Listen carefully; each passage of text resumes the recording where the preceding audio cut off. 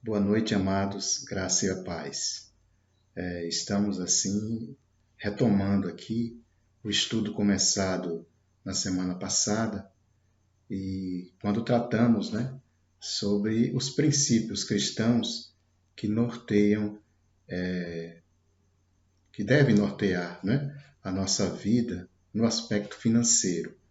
Começamos a tratar, na semana passada, o que devemos fazer para agradar a Deus, no controle das nossas finanças, como devemos proceder no controle delas, que se torne agradável a Deus.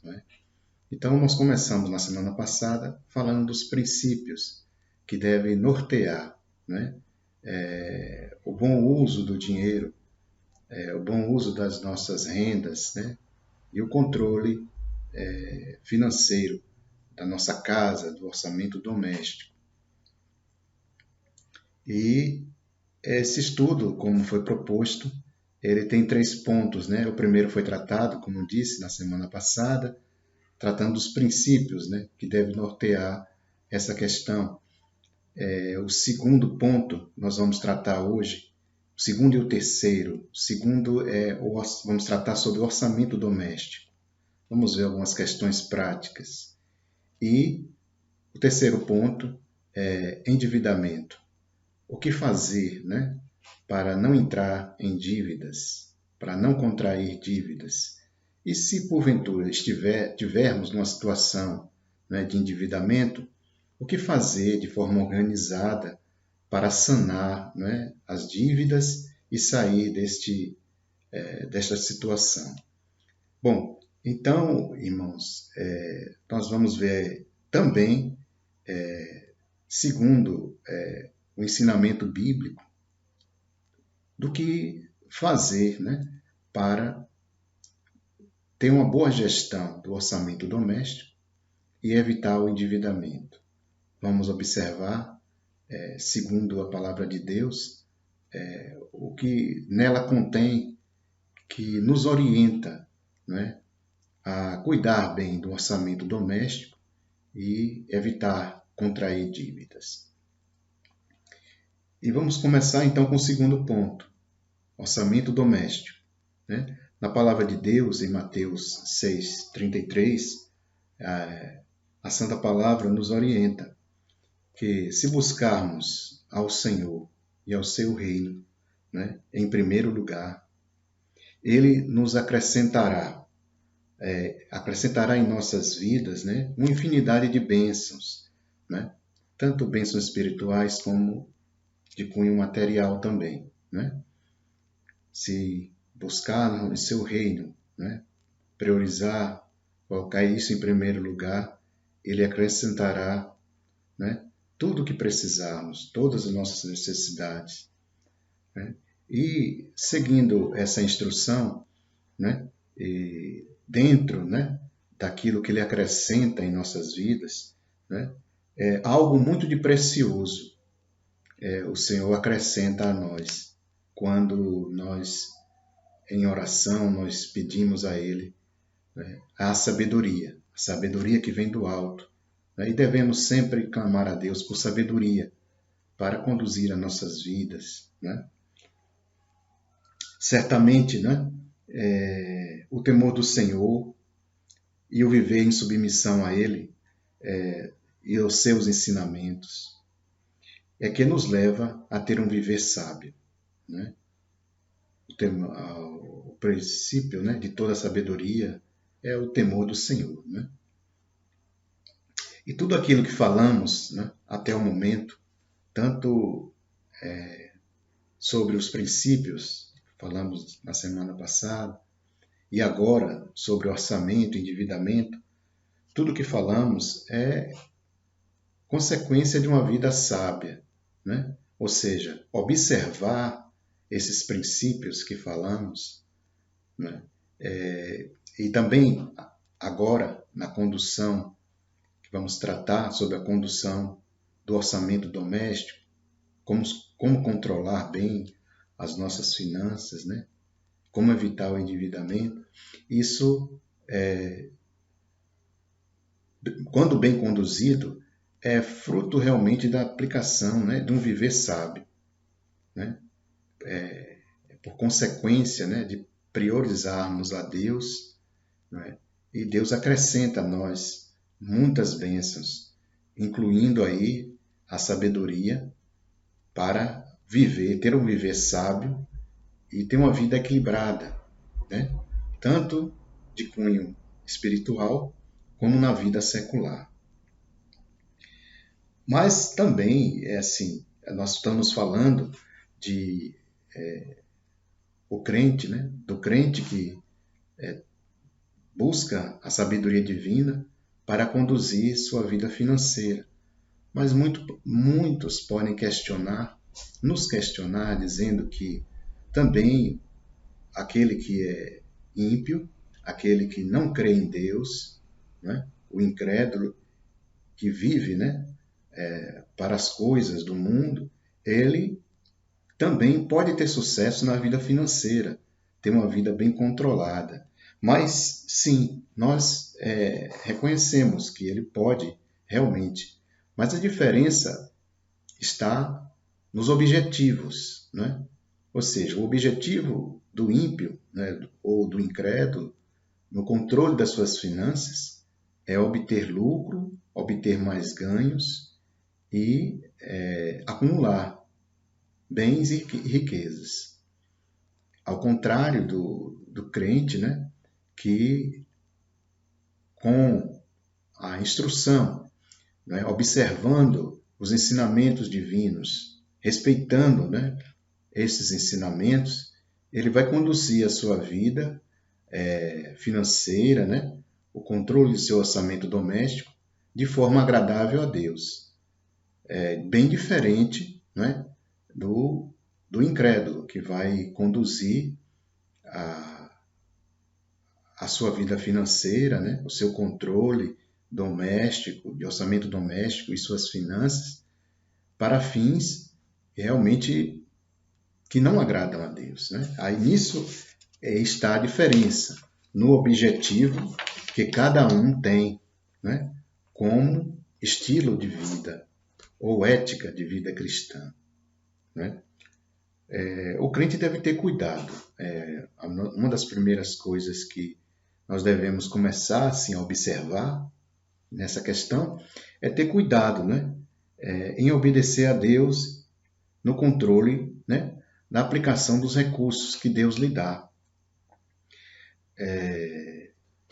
O crente deve, como mordomo de Deus, né, mordomo das coisas que Deus, das bênçãos materiais que Deus lhe dá, que Deus, na sua providência, né, coloca nas suas mãos para que ele administre, ele deve ter cuidado na condução, né, de suas riquezas. Isso tudo começa já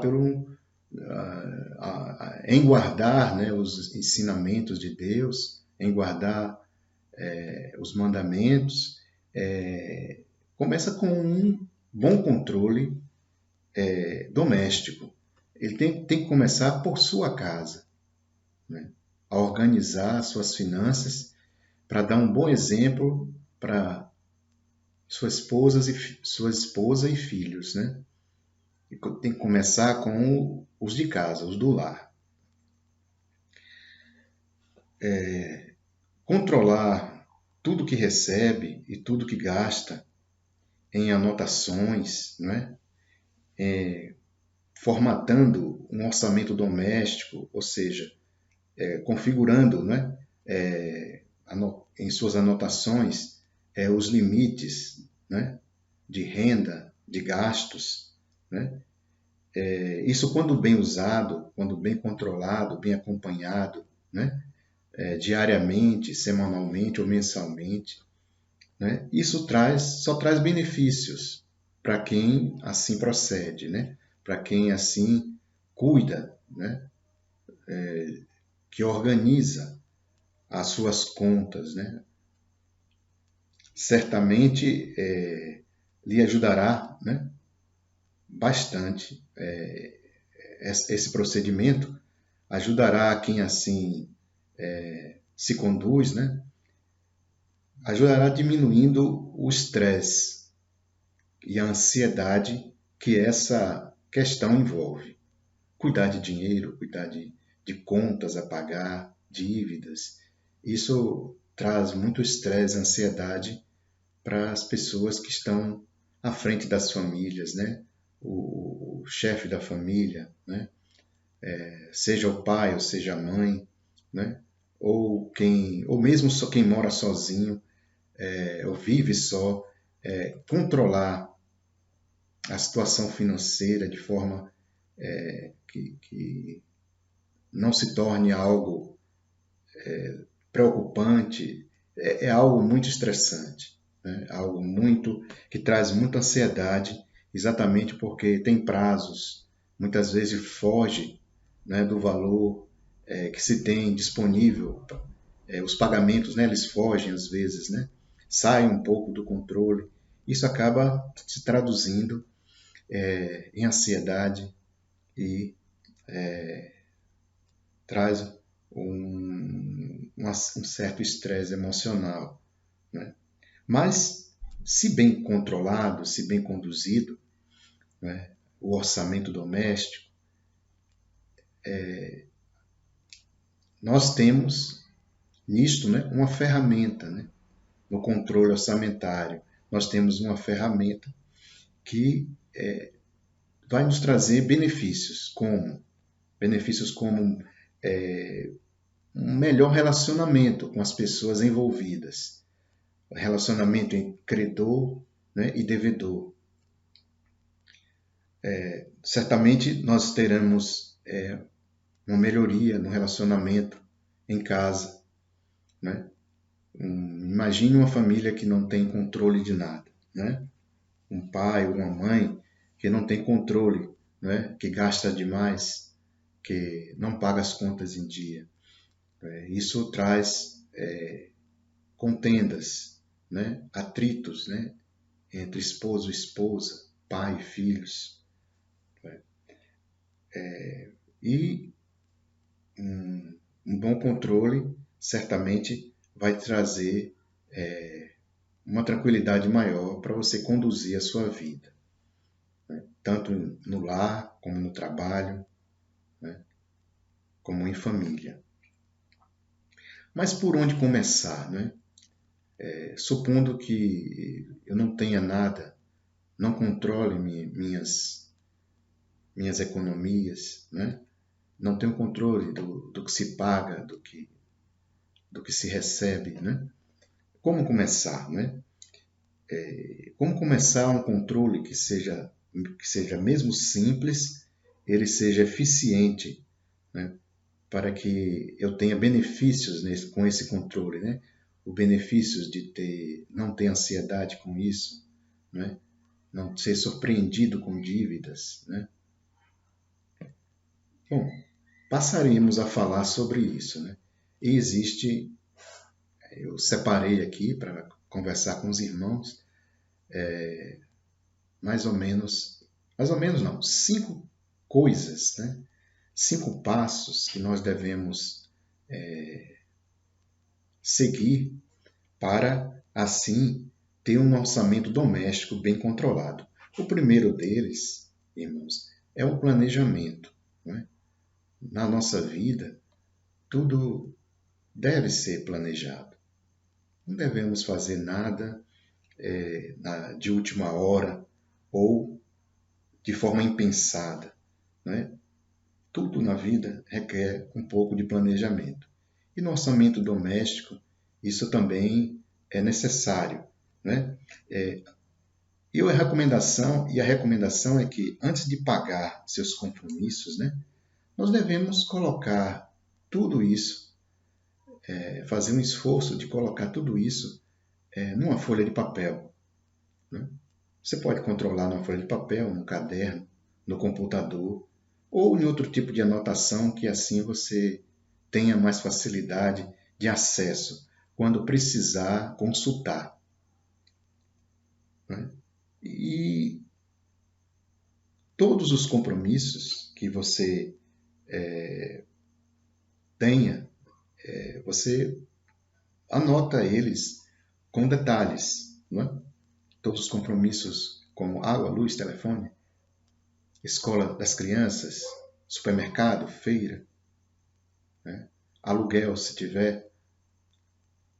Isso de forma bem detalhada.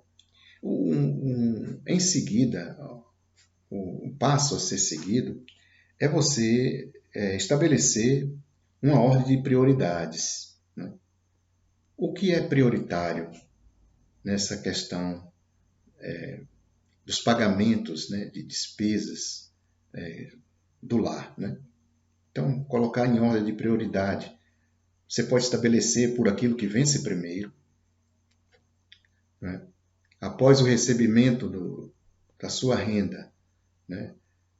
Quem tem salário, né, geralmente recebe ou no início do mês, né, ou no final do mês, né, em curso, ou no início do próximo mês. E aí as despesas vão chegando. Então, você pode colocar por ordem de vencimento das despesas. Ou então, por ordem de grandeza, né?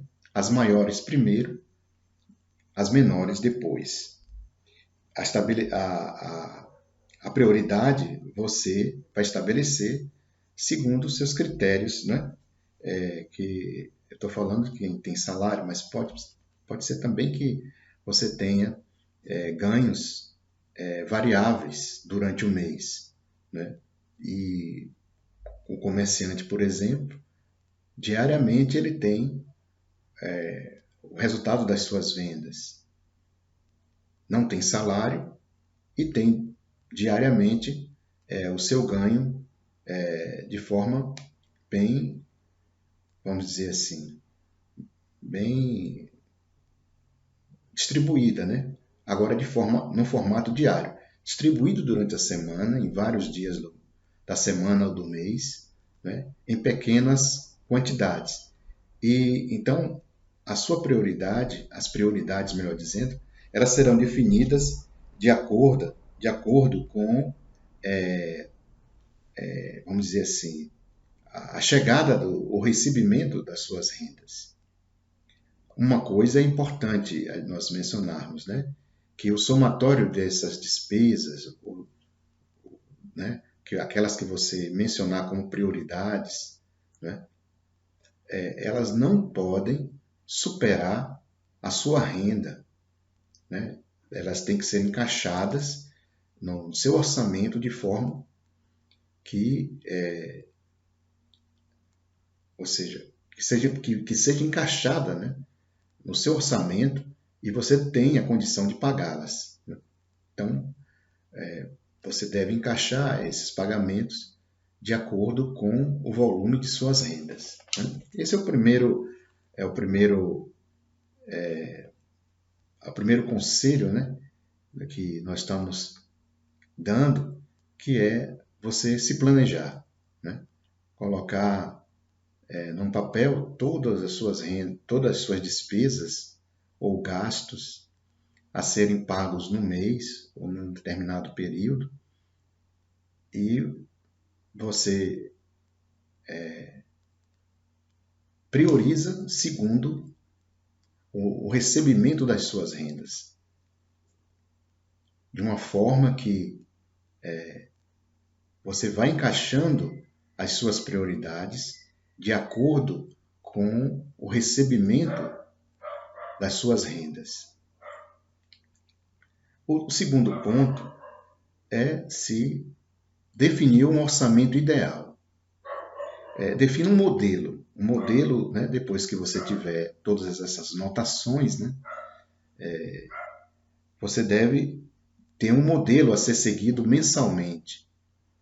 Nós vamos até depois ter uma ilustração, né, de como você pode ter esse modelo do orçamento ideal definido. E nele, né, você terá limites para cada tipo de despesa. Pode ser limites em valores ou pode ser em percentual, né, de forma que permita a você agir quando aquele determinado gasto ele superar a sua meta que você definiu ou o valor pago no mês anterior, né? Que o valor pago no mês anterior ele pode ser uma referência. Ele não pode superar em muito o valor pago no mês anterior. Você tendo essas anotações, você vai poder comparar e aí ter um poder crítico, né? Vem aí aquilo que nós chamamos de acompanhar, né, as despesas.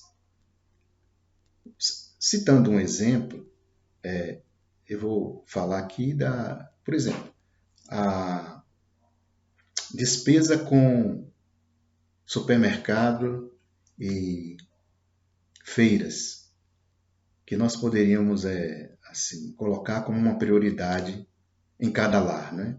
Em cada casa, a prioridade realmente é o alimento. Supondo uma renda por volta de R$ 1.500, e supondo que estabelecemos, né, venhamos a estabelecer que só supermercado e feiras poderíamos gastar até 45% dessa renda, nós teríamos algo aí próximo de R$ 700. Né? R$ 700 da nossa renda seria gasto com supermercado. Supondo que 45% é um limite, né, razoável para uma família, então ela vai trabalhar, ou seja, vai na pesquisa de preços, né, na condução, né, das compras, de forma que não ultrapasse os 45% do salário no mês. Ele fique limitado, as compras de supermercado fiquem limitadas a este valor. Essa é uma forma de conduzir o orçamento ideal. Estipular valores, limites para cada tipo de despesa, ou então percentual do salário destinado àquele tipo de despesa. Isso ajuda a cada um de nós a controlar bem o orçamento. O segundo ponto, o terceiro, né? Nós já falamos sobre a questão do planejamento, o orçamento ideal agora, montar um planejamento, montar um orçamento ideal. E agora nós vamos falar um pouco também sobre acompanhamento e revisão desse orçamento. Você já tem as anotações de 1, 2 meses e vai dando sequência. E é ideal, né? O ideal é que você rotineiramente crie uma rotina de acompanhar, né, e revisar essas contas, analisar cada gasto, né, se superou o gasto do mês anterior, né? Caso tenha superado, qual foi o motivo, né?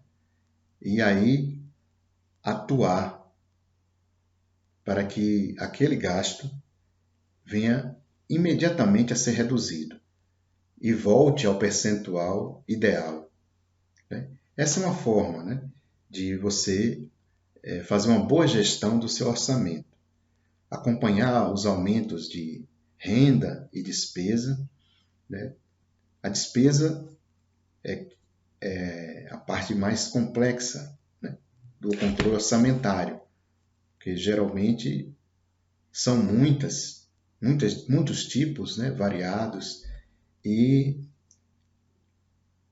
tem meses que elas ocorrem sem uma previsão, sem um aviso prévio, né, assim, que elas vão ocorrer, sem um anúncio prévio do que elas ocorrerão.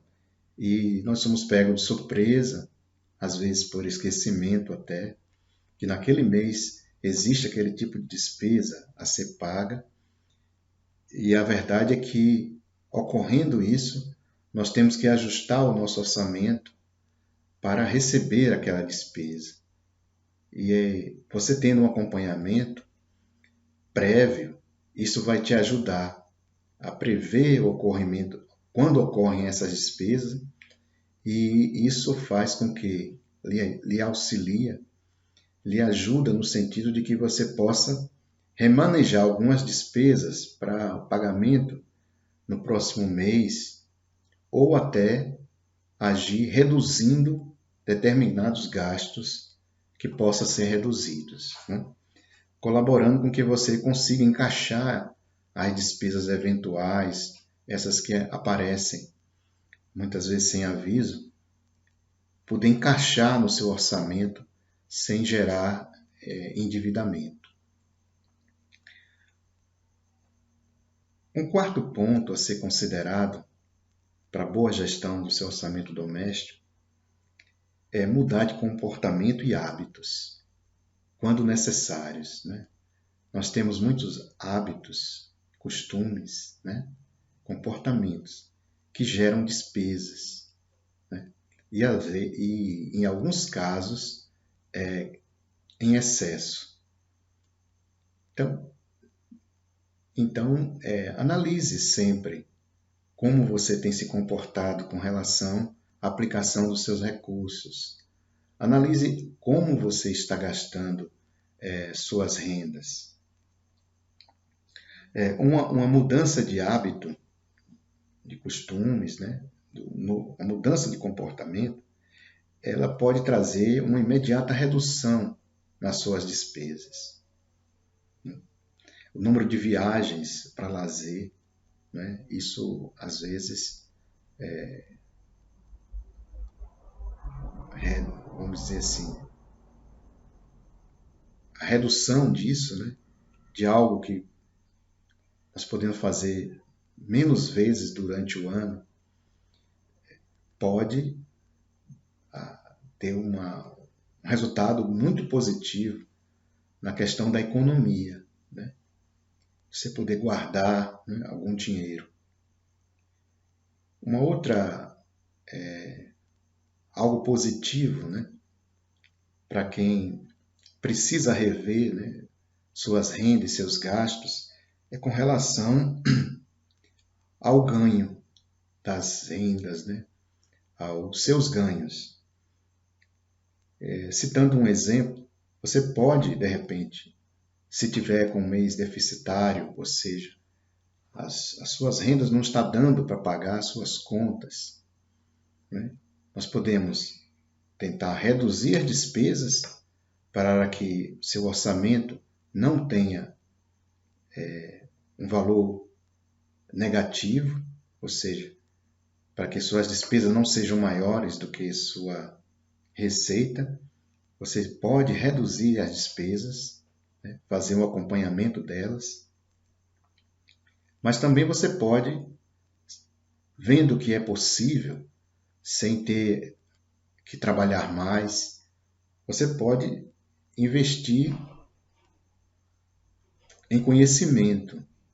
Você pode estudar, você pode buscar cursos, treinamentos que favoreçam o seu desempenho profissional, que isso possa traduzir numa conquista no trabalho, de um melhor salário, de uma promoção, ou até sendo empresário, comerciante, né? Sendo autônomo, ou quando você é o seu próprio patrão, né? Que você mesmo é quem é patrão e empregado, trabalha para você, você mesmo com treinamento, com cursos, você pode desenvolver habilidades profissionais que venham a favorecer no aumento de renda. Então, duas coisas podem ser feitas, né? Na mudança, ou duas coisas podem ser obtidas, melhor dizendo, na mudança de de comportamento, de hábitos, de costumes. É você ter um crescimento da renda ou uma redução nos seus gastos. Analise, né, como você se comporta. Analise se seus hábitos e costumes trazem encarecimento, né, para o seu orçamento doméstico. Né? Porque isso pode ser a chave, né, do controle, de uma boa gestão, né, do orçamento doméstico, do seu orçamento doméstico. E o quinto e último ponto é que nós devemos atualizar, né, o nosso orçamento.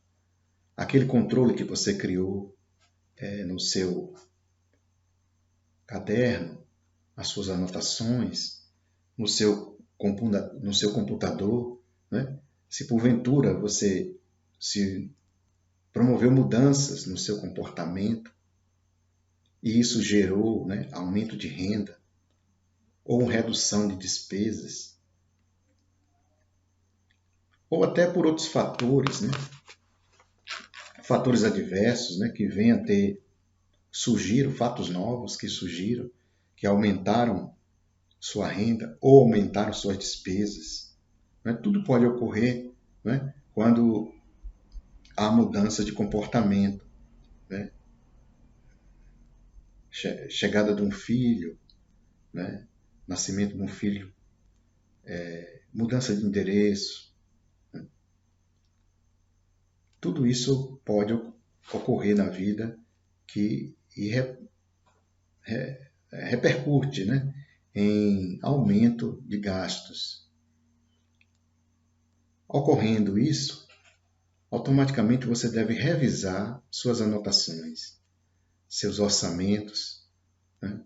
Se você colocou metas, né, de gastos a serem cumpridos, esses terão que ser revistos a partir do momento que fatos novos são inseridos nos seus hábitos, nos seus costumes, na maneira de você administrar sua casa, sua família. E seu orçamento ele deve ser revisto, suas anotações devem ser revistas. Então, esses 5 pontos, irmãos, esses 5 pontos devem ser levados em consideração na hora de você montar o seu orçamento doméstico. Ou seja, você criar memórias com anotações para lhe guiar, para você poder pagar tudo em dia, para você poder gastar apenas com o necessário, para que você procure encaixar suas despesas, seus gastos, no limite das suas rendas. Que os seus gastos não extrapolem o valor das suas rendas. Então, os 5 pontos que nós falamos aqui foi planejamento, né, acompanhar as despesas antes delas serem pagas e vencidas, e as rendas, acompanhar elas também com cuidado, quando você tiver múltiplas rendas. Orçamento ideal, né? Definir um percentual ou um valor fixo para cada despesa. E quando elas extrapolem, você atue de forma a corrigir, a reduzi-las. Né? Aí acompanhe com cuidado e crie um orçamento ideal. Aquele que suas rendas sejam, ou melhor dizendo, os seus gastos, né, eles sejam limitados de acordo com o volume da sua renda. Acompanhe e revise o seu orçamento. Né? Crie uma rotina de mensalmente acompanhar o que está acontecendo com suas despesas, comparando com uma meta que você já traçou no orçamento ideal, ou comparando imediatamente com o que aconteceu no mês anterior. Mude de comportamento, de hábitos, Procure mudar no sentido de que favoreça esse orçamento. Favoreça de uma forma que ele seja bem controlado. Essa mudança de hábito, muitas vezes, a gente pensa que só deve ser proposta, ou só deve ocorrer quando as despesas extrapolam. Não. Procure mudar de uma forma que esses hábitos eles sejam, não encareçam, né, os gastos da sua casa. E também para que suas rendas não sejam gastas de forma impensada. Atualize o orçamento quando houver essas mudanças, né? Então, essas 5 coisas nós separamos para trazer para os irmãos como 5 passos para que você possa gerir bem o orçamento da sua casa. São necessárias, coisas básicas, né? Bom, esse foi o segundo ponto, orçamento doméstico. Nós vamos tratar agora de endividamento. O que fazer para não se endividar? E quando tiver endividado, o que fazer, né, para quitar as dívidas e não ter isso como rotina? Né? A palavra de Deus aconselha, né, a evitar e contrair dívidas, né, porque elas nos escravizam. Né? Quando estamos em tal situação, o melhor é negociar e pagar essas dívidas e livrar desse peso do peso que ela nos traz. Não pagar dívidas, uma dívida assumida, né? Uma dívida que nós já reconhecemos, é pecado e é considerado, né, para a justiça humana, um crime. Né? Quando não tomamos os cuidados necessários, né, as dívidas podem ser fonte de confusão e contenda em família, no trabalho e com quem quer que nos relacionemos. Deus, em sua palavra, também nos dá alguns conselhos importantes, né, para lidar para lidar com esse tipo de momento da vida, né, de situação, de circunstâncias da vida.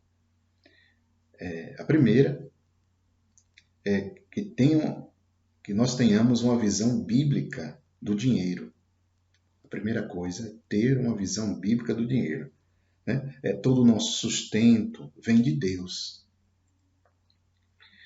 O dinheiro, né, que é uma bênção que Deus nos dá para poder ter as coisas, né, para poder ter o nosso sustento. Quando bem usado, né, ele é uma bênção. Nós devemos trabalhar apenas com o intuito de sustentar as nossas famílias. As nossas rendas, elas têm que ser usadas para o nosso sustento e dos nossos entes queridos, nossos filhos, nossas esposas. E também para honrar a Deus, colaborando com a sua obra, para dizimar ao Senhor, né, em favor da sua obra, e também para ajudar o próximo. Mas não podemos cair no erro de deixar que ele se torne a coisa mais importante em nossas vidas. Não podemos nos deixar dominar pela sedução que o dinheiro traz. O desejo por riquezas e por bens materiais não deve se tornar algo mais importante do que o desejo de honrar a Deus.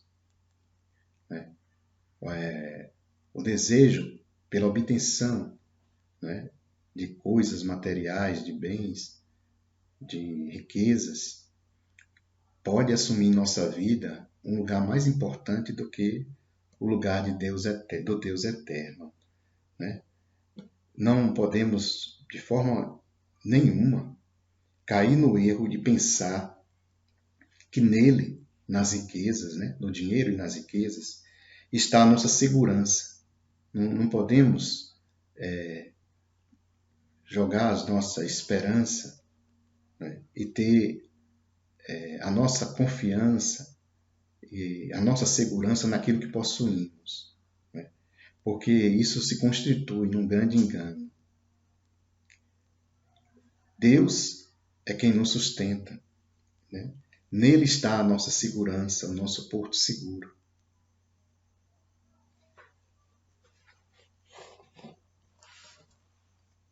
A segunda orientação que a palavra de Deus nos dá é que paguemos as nossas dívidas, né? Não devemos ficar devendo nada a ninguém, a não ser o amor, né? A palavra de Deus nos ensina em Romanos. Negocie suas dívidas antes mesmo que você seja cobrado. Antes mesmo de ser cobrado, negocie, tome a dianteira. Negocie com seu credor, se antecipe a ele.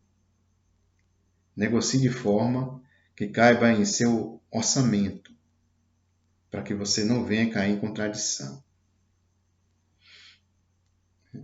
Ao contrair dívidas, pague e zele por seu bom testemunho. Uma outra recomendação: não faça as novas dívidas antes de pagar aquelas que você já possui. Pagar o que deve é um sinal de fidelidade, de honestidade. E nós devemos fazer isso como se estivesse fazendo para o próprio Deus. Honre seus compromissos assumidos. A palavra de Deus diz assim, em Salmo 37. Salmo 37, 21. A palavra de Deus assim nos exorta.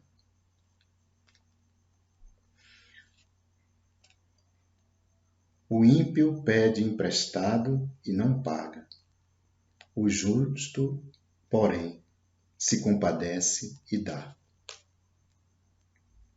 O ímpio, ele não honra a Deus em seus compromissos, como deve honrar aquele que crê no Senhor.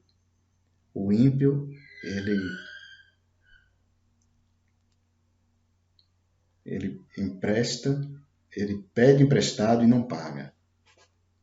Essa é uma característica que deve ser apenas para os incrédulos. Mas o justo, ele paga e ainda dá generosamente, porque ele não tem apego, não deve ter apego às coisas materiais.